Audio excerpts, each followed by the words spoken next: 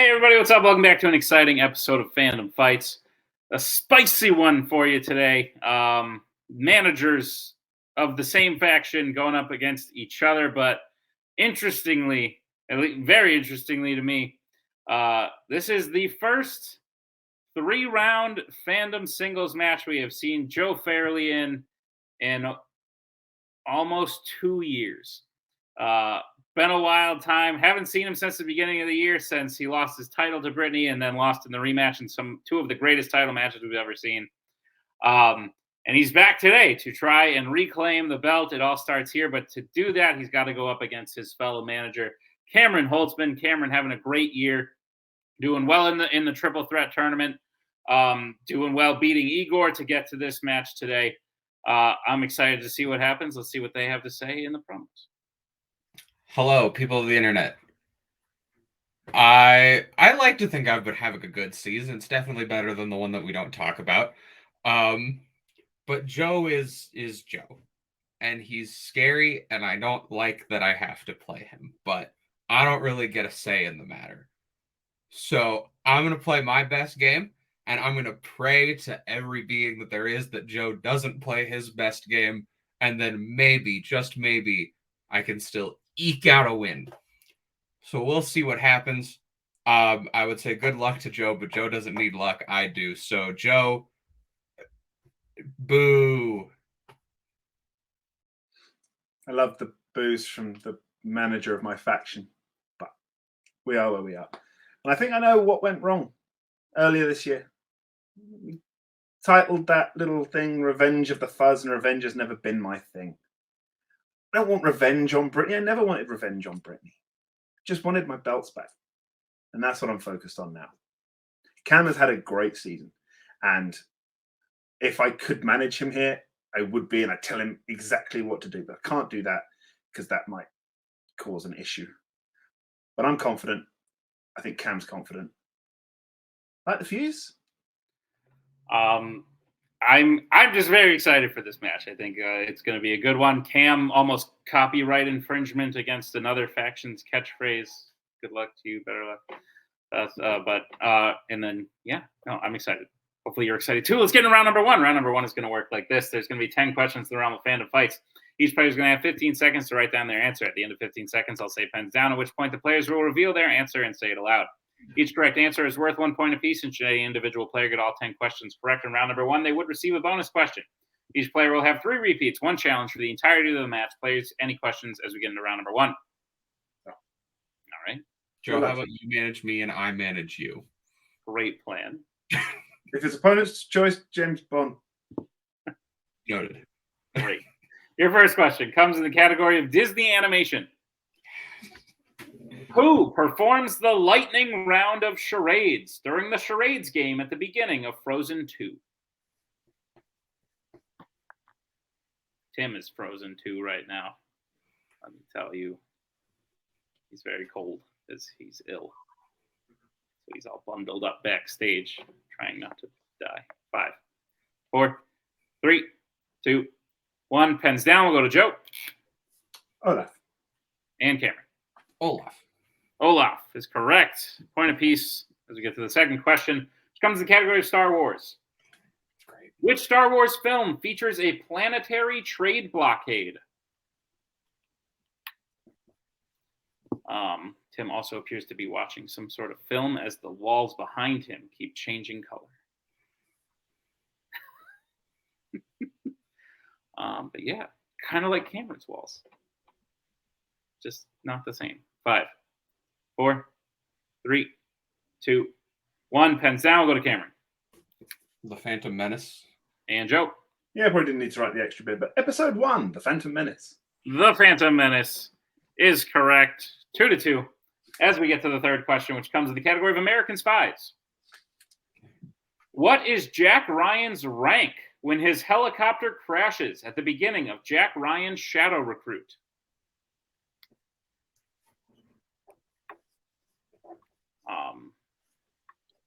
I've recruited shadows before. One time it was really hot outside, and I said, "Tree, shade me." Thank you for laughing, Tim. 5, 4, 3, 2, 1. Pens down. We'll go to Joe. Corporal? And Cameron. I said private. Both. Unfortunately, incorrect. We were looking for Lieutenant Ryan. So with that, there are no more perfect rounds. As we move to the next question, which comes in the category of Star Trek. Who gets Kirk aboard the Enterprise before they leave for Vulcan in Star Trek 09? Oof, that was my neck, if you were wondering, but don't worry about it. A friend of the community is off to a comedy club this evening to debate that Star Trek is better than the wars. Good luck. Godspeed, Mike Shea. 5, 4, 3, 2, 1. Pens down. We'll go to Cameron. Bones. And Joe. I think they're on par, but Mike, we support you. Bones. Bones is correct. Still tied, keeping pace here, 3-all. As we get to the next question, which comes in the category of Law and Order. Your question is, who directed Live Free or Die Hard? Those are really the only two options when you think about it. Those are my only two options, quite frankly. I don't care if I'm like on my deathbed peacefully in a hospital. It's like, no, I want to pilot a helicopter for the first time right now. 5, 4, 3, 2, 1. Pens down. We'll go to Joe. Alan Taylor. And Holzmann. It's one of the two guys that don't matter. Is it Len Weissman? Len Weissman is correct. Tough match. I guess he does. It's true. He doesn't matter. But with that, Cameron will take the lead 4-3 as we move to the next question, which comes in the category of James Bond. Your question is, what specifically is present at the Arms Bazaar that causes Roebuck to regret sending a missile to destroy it at the beginning of Tomorrow Never Dies?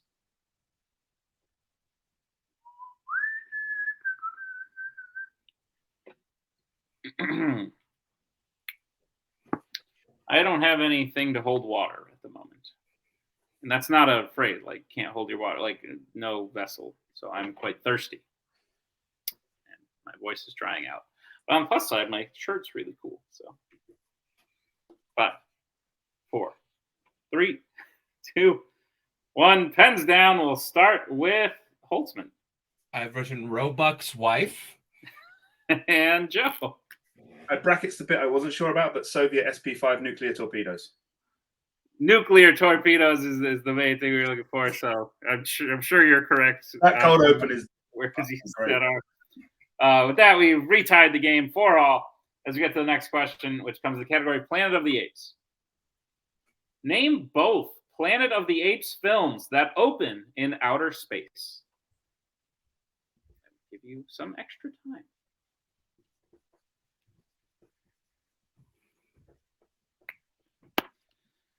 What will I do with this extra time? Some might be wondering.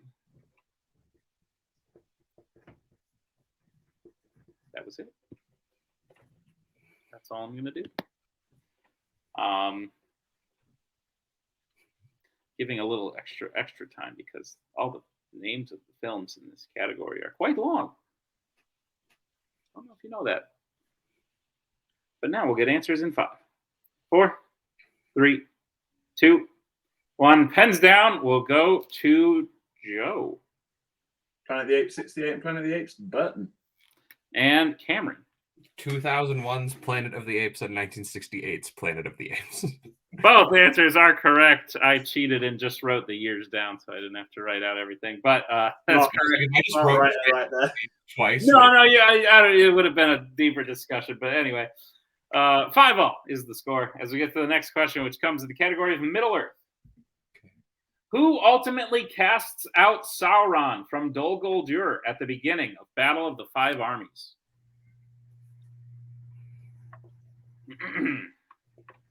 How's that even? Is it really? Could be. Because if 5 armies battle, ultimately, much like in Survivor, people will align themselves. And then I feel like that just becomes 1 army. 5 armies enter, 1 will leave. Like two of the armies were on the same side. Doesn't that just make them 1 army? 5, 4, 3. I think there's only 4 armies in this, 2, 1. Pens down. We'll start with Holzmann. The dwarves wish they were the Black Widow Brigade. Galadriel. And Joe. Galadriel. Galadriel is correct. 6-all. As we move to the penultimate question, which comes in the category of DreamWorks animation. Your question is, who voices Alex's father Zuba in Madagascar? Escape to Africa. Escape to Africa. That's at least clever. That's like pre-naming things to, like something to, but or no, that's post that, but pre like just naming sequels random titles that don't really like, you know, like The Sum of All Fears or like Ryan Shadow. Those are sequels, but as opposed to like Spider-Man 2. 5, 4, 3, 2, 1. Pens down. We'll go to Joe. Bernie Mac. And Holtzmann. I put Cedric the Entertainer. Bernie Mac is the correct answer. Joe will gain the first lead of his first lead of the match, 7-6. As we move to the final question, which comes in the category of the MCU. Your question is, in Guardians of the Galaxy Volume 3, what does Mantis make the OrgoCorp guard believe so that he allows her and Drax to pass?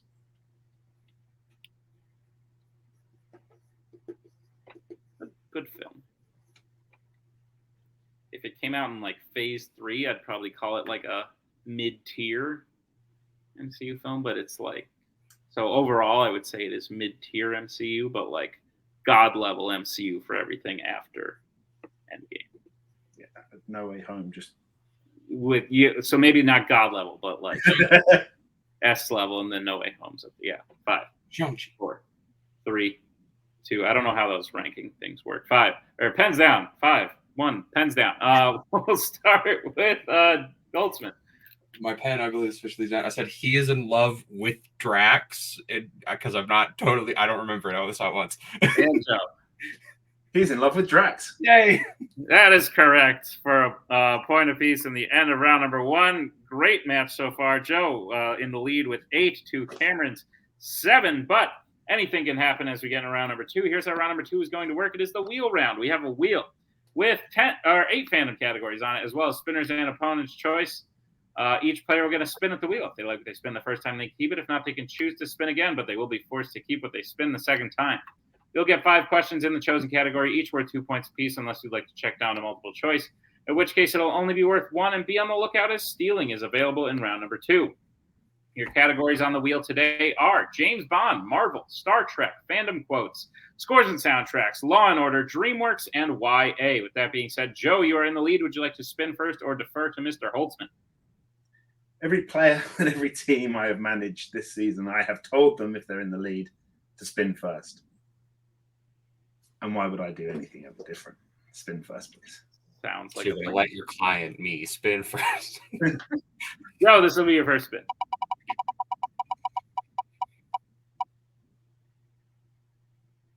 It's on Law and Order. Not been spun that much.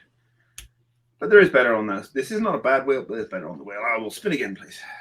Sounds like a plan. This is your second spin. You'll have to keep what it lands on this time. Oh, come on. Do you need the categories again? No, I'll take Star Trek, please. You got it.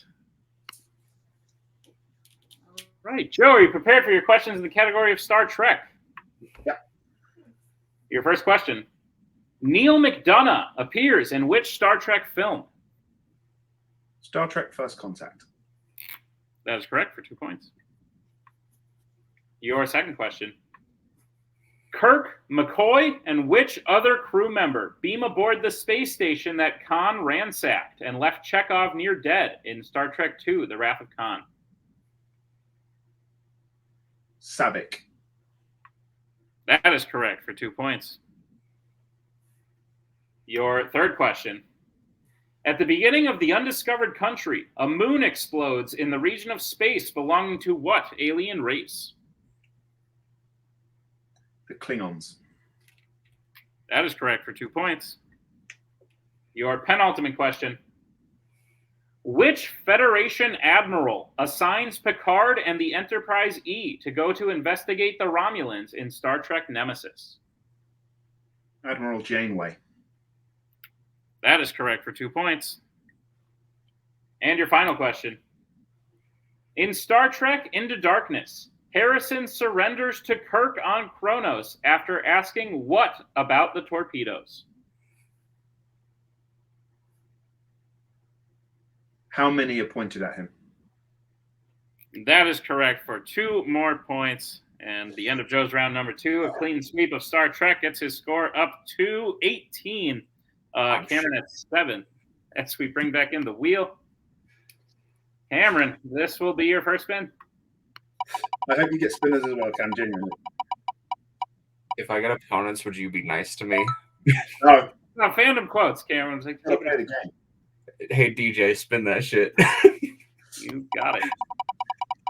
Now, that quote was from Mackay Pfeiffer in 8 Mile. Oh, thank God. Oh, A little shoot at the end.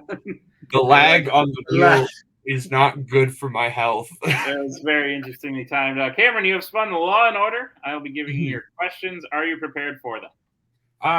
We'll see. All right, your first question. Which Law and Order film features a police commander being revealed to be a crime lord in a foreign country? An American police commander. Sorry, an American police commander.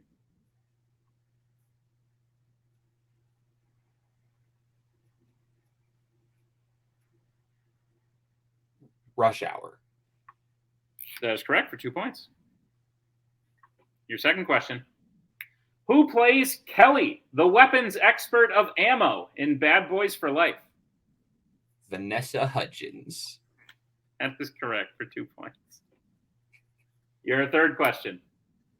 In Beverly Hills Cop 3, Serge has gone from working at an art gallery to selling what?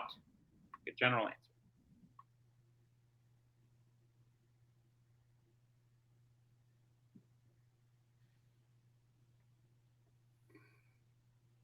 I'll go multiple choice. All right, your multiple choice options are: is it A, flowers, B, used cars, C, weapons, or D, frozen food?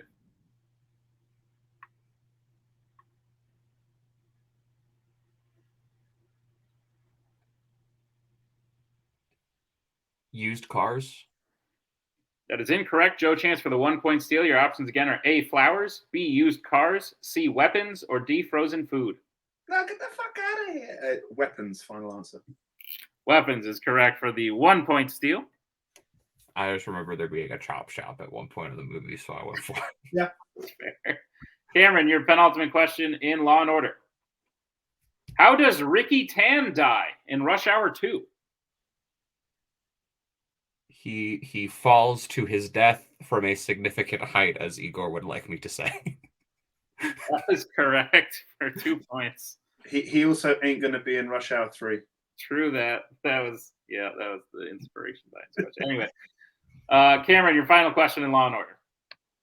In Die Hard 2, Holly sits on the plane next to an old woman who shows her what device she has that shows how remarkable technology is.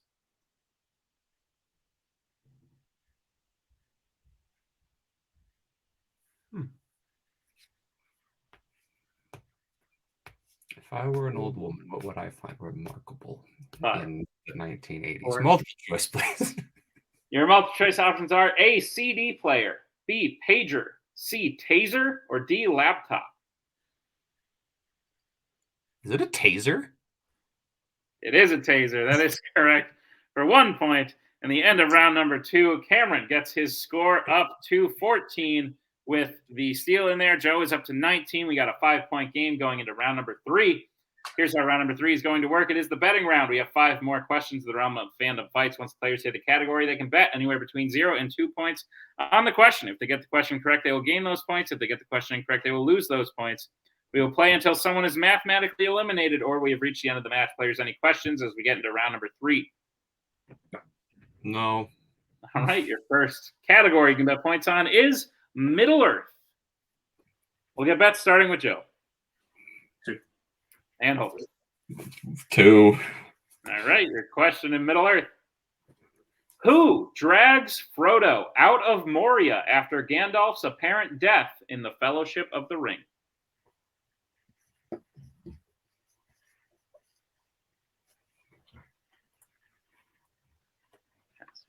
Could see the end of the match. Could see a wild shakeout. All things are in play. Answers in 5, 4, 3, 2, 1. Hands down. We'll start with Joe. Boromir. And Holtzman. I said the other guy. And your winner, Joe Farrelly. Boromir was the correct answer. The other guy was getting done shot at. But with that, Joe takes the victory in what was truthfully a very, very good match. Very, very close in round 1. Holtzman even had the lead at several points. And then, but Joe showed in round 2 that he is back. He really never left. The fact is, Holtzman was right. To beat Joe, you got to play a damn near perfect game. And Holtzman played a game that would beat most other people today, but just didn't happen for him today. We'll start by talking to our unfortunate second place finisher, Cameron Holtzman. Cameron, you knew you had a challenge in front of you today. I think you rose to the occasion. I think at the end of the day, you played a great match. Even if it ended early in round 3, I think that's because Joe swept his spinner's choice category, and you worked well through a new category that I don't know that it would necessarily fall in your natural strengths based on what I know about you. How are you feeling about the match? Are you proud of yourself? Yeah, I feel good. Like I was within 1 point of Joe out of round 1, which in itself is more than I could have hoped for a lot of this. And then round 2, Joe got spinner's choice. He took a thing that he has told me on numerous occasions, like he knows inside and out. And I got quotes on the first spin, spun again, got Law and Order, which it's something that I watched them all, but it's very new. Haven't had the time to rewatch all of them, let that sink in, like a lot of the older categories, like the things that I liked because I liked them when I was a child and now I'm a grown-up child.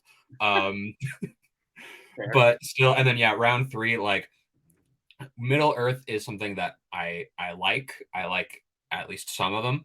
And knowing Joe, I knew he was going to bet 2 and almost guaranteedly he was going to hit. So I could either sit there and bet 0 and let him end up with 7 points and 4 questions of a lead, or I could take the swing and hopefully keep it close. And I took the swing, and it really was me going, well, it's one of the 2 guys who is physically capable of lifting a small man. And I picked the wrong one. But either way, I feel like I've shown in this match and in the rest of the season that I am here to play. I assume this is the end of my single season, but oh well. Indeed. Holtzman, this is the end of your single season. However, as a bit of a tease for next year, all I'll say is you may find yourself in title contention sooner than you had expected, good sir. Everyone's in title contention when Last One Standing returns on February 6th, 2023. I don't know what day it's coming out. Even after that, but before you were thinking. If I also said 2023, which is earlier this year. That's a great point. Also, great job. Good match. We'll see you soon for sure. As we bring in our winner today, Joe, that's got to feel good to hear me say that. I don't want to beat a dead horse, but it's been a bit since I've said that. No, I completely agree. It does feel good. Yeah, and listen, outside of a few slip-ups in round 1, you didn't miss a question after that. So if anyone thought Cameron, even I thought, I was like, okay, Cameron's got a lead. Maybe Joe's missed a step. Maybe being out for so long is getting to him. And then you showed that was a silly thing to think. How are you feeling about your first win in singles of the 2023 season? It was definitely a dominant one against a very good player.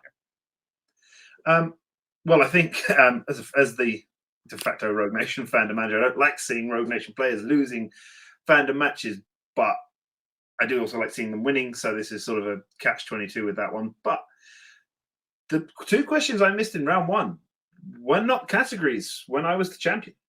It was American Spies and Law and Order. So I know where I need to work, and it's typically the things that I haven't studied as much as the rest because they're new. coming into it, I did work a bit on Law and Order, but it was Beverly Hills Cop and Lethal Weapon, and 2 days ago it was Beverly Hills Cop 3. So I knew the surge and the weapons, the annihilate, all that stuff. But I was trying to work on the other stuff because when you get that wheel, you focus on that wheel, and then I still know round 3's coming.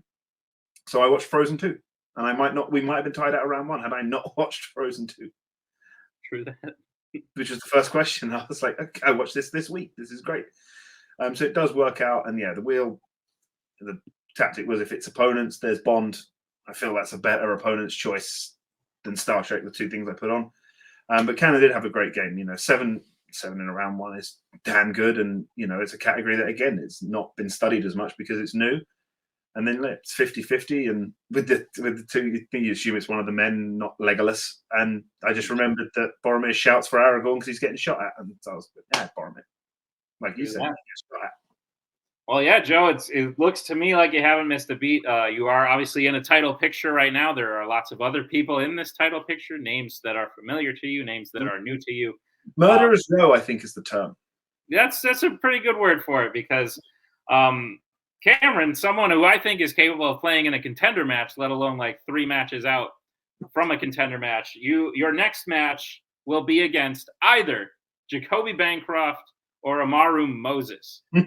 Rue obviously challenged for the title earlier this year. Jacoby's been gone, but has recently been on the uptick. Preference, thoughts? Go ahead. It's a tough one. I don't think I've ever played a match against Jacoby Bancroft in any sphere. Rue is a very good friend of mine. In other leagues, we were a team. We've been study partners. We've had other divisions debates against each other, and it's always been back and forth. So it's tough to say. Do I have something, new that someone I've never played before, or does someone that I consider everyone in this division, in this league, a friend, but someone who I consider a very good friend to cheer on? It's tough. Either one is going to be tough either way. So I think some of the stuff that they would consider strengths, maybe I wouldn't put too high on my strengths list. They'd still be up, but not as high. For sure. Well, Joe, I think every match of this title picture is going to be the best of the best playing against each other. So I'm excited for it. We saw one here today. I'm excited to see your next one. Congratulations on the win. And we'll see you next time. And thank you. Thank you to Joe. Thank you to Cameron. Thank you to all of you for checking out this match. Thank you to Tim for editing this one. And be sure to check out all the other exciting matches we got going on. We are coming to the end of round number 1 of the tournament, the teams tournament. And obviously the singles picture continues on. Like Joe said, Murderer's Row. It's going to be exciting. Check them all out. And we will see you next time on another exciting episode of Fandom Fights.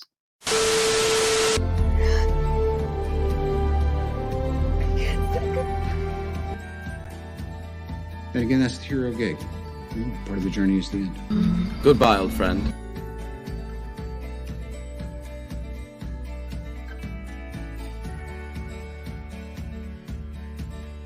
Kitty has to go.